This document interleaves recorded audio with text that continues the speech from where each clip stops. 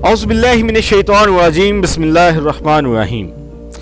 नाज़रीन इकराम, जैसे दुनिया की इब्तिदा हुई वैसे ही दुनिया ने अपने इख्तिताम का सफ़र भी करना है और दुनिया के इस इख्तिताम को क़यामत का नाम दिया गया है और क़यामत का कायम होना बरहक है जिस पर हमारा ईमान है।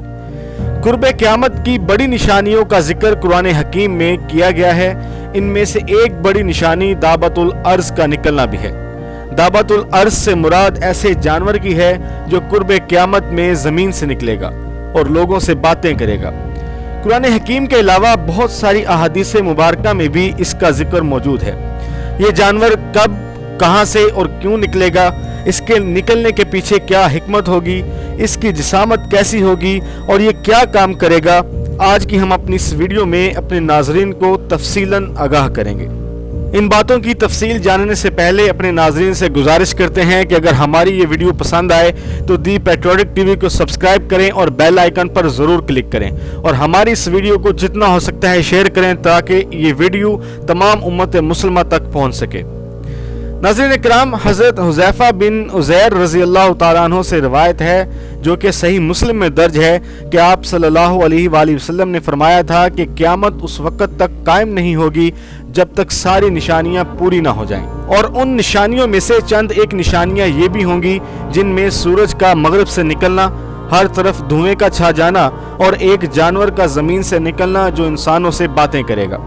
अगर आप लफ्ज़ दाबा पर गौर करें तो ये एक अरबी ज़ुबान का लफ्ज़ है जिसके मायने बैठकर चलना या इसके मायने ज़मीन से निकलने वाली चीज़ के भी लिए जाते हैं। यानी हर वो चीज़ जो ज़मीन से निकलती है इसे दाबा कहा जाता है। अगर पूरे लफ्ज़ का मायने देखा जाए तो इसका मतलब है ज़मीन से निकलने वाला जानवर। कुरान हकीम में अल्लाह ताला ने सूरह नमल में दाबतुल अर्ज़ के मुतालिक फरमाया, और जब इनके बारे में अजाब का वादा पूरा होगा तो हम उनके लिए ज़मीन से एक जानवर निकालेंगे जो इनसे बातें करेगा। ये हम इसलिए करेंगे कि लोग हमारी आयतों पर ईमान नहीं लाते थे। इसी आयत से तो ये वाज़े होता है कि इस जानवर का निकलना तो बरहक है और वो कुर्बे क़यामत में निकलेगा। नाज़रीन इकराम, अगर अहादीस का मुतालिया किया जाए तो इस जानवर के खरूज के वक्त का अंदाज़ा लगाया जा सकता है। ये जानवर तब निकलेगा जब लोग दीन हक छोड़ बैठेंगे और अल्लाह की आयात और अहकामात को मुकम्मल तौर पर भुला देंगे। सरकशी अपने अरूज पर होगी। एक और रवायत में ये भी आता है कि ये हज़रत ईसा अलैहिस्सलातु वस्सलाम के दौर में ज़ाहिर होगा जब आप अलैहिस्सलातु वस्सलाम बैतुल्लाह का तवाफ़ कर रहे होंगे। उस वक्त इस जानवर की आमद होगी और लोग इसे हरम में देखेंगे। ये किसी जानवर के पेट से नहीं निकलेगा बल्कि कोहे सफ़ा से निकलेगा और अपना सर मट्टी से झाड़ता हुआ मस्जिद हराम में लोगों को दिखाई देगा और फिर हिजर अस्वद और मुकाम इब्राहीम के दरमियान पहुंचेगा। इसके ज़मीन से निकलने की रफ्तार बिल्कुल एक तेज रफ्तार घोड़े जैसी होगी। ये इस कदर बड़ा होगा कि 3 दिन के अंदर भी इसका सिर्फ 1/3 हिस्सा ही ज़मीन से निकलेगा। इसके हुलिये के मुतालिक सहाबा कराम रज़ी अल्लाह तआला अन्हु की मुख्तलिफ रवायात मिलती हैं। हज़रत अली रज़ी अल्लाह तआला अन्हु के मुताबिक इस जानवर के बाल और दाढ़ी होगी लेकिन दुम नहीं होगी।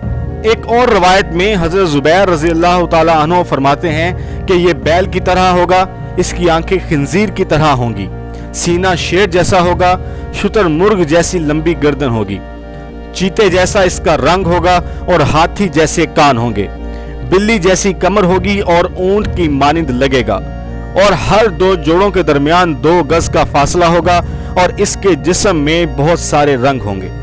एक और रवायत हज़रत इब्न अब्बास रज़ी अल्लाह तआला अन्हु से मरवी है कि आप रज़ी अल्लाह तआला अन्हु फरमाते हैं कि इसके सींग होंगे और इनके दरमियान बहुत फासला होगा। यानी इस कदर बड़ा होगा कि सींगों के दरमियान फासला नजर आएगा। इसके सींग बहुत बड़े और किसी नेज़े की मानिंद नजर आएंगे। इसके पास 2 पैगंबरों की निशानियां होंगी। पहली निशानी हज़रत मूसा अलैहिस्सलातु वस्सलाम का आसा होगा जिससे वो मोमिनों के चेहरों को मुनव्वर करेगा और इन्हें जन्नत की बिशारत भी देगा। दूसरी बड़ी निशानी जो इसके पास होगी वो हज़रत सुलेमान अलैहिस्सलातु वस्सलाम की अंगूठी होगी जिससे वो काफिरों के माथे पर स्याह मोहर लगाएगा और इन्हें जहन्नुम की नवीद देगा और फिर उन काफिरों से कलाम करेगा और फिर कहेगा कि तुम लोग हमारी आयतों से इनकार करते थे।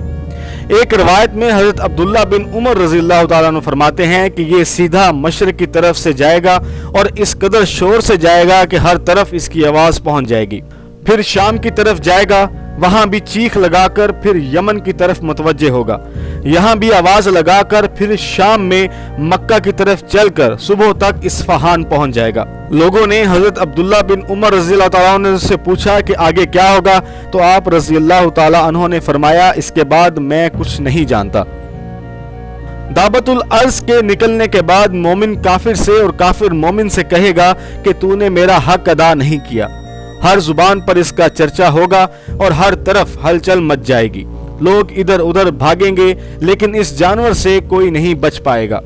ناظرین، ان تمام نشانیوں کا ذکر قرآن مجید میں اس لیے کیا گیا ہے کہ وہ لوگ جو ایمان نہیں لاتے اور اللہ کی ذات سے انکاری ہیں، ان کے لیے عبرت ہے اور وقت کی ڈھیل ہے۔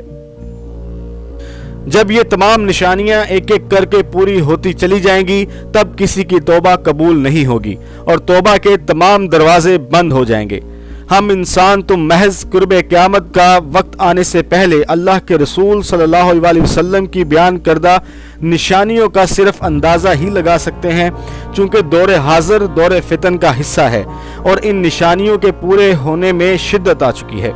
ایک حدیث مبارکہ میں آپ صلی اللہ علیہ وآلہ وسلم نے فرمایا تھا کہ قیامت کی نشانیاں تسبیح کے دانوں کی طرح ہیں، اور جب تسبیح ٹوٹتی ہے تو ایک ایک کر کے پوری تسبیح بکھرنا شروع کر دیتی ہے۔ دعا ہے کہ اللہ تعالی ہم سب کو ایمان کی طاقت عطا فرمائے اور ہمیں ایمان والوں میں شامل رکھے۔ اللہ تعالی ملک پاکستان کا حامی و ناصر ہو۔ پاکستان زندہ باد۔ پاکستان کا مطلب کیا؟ لا الہ الا اللہ محمد الرسول اللہ۔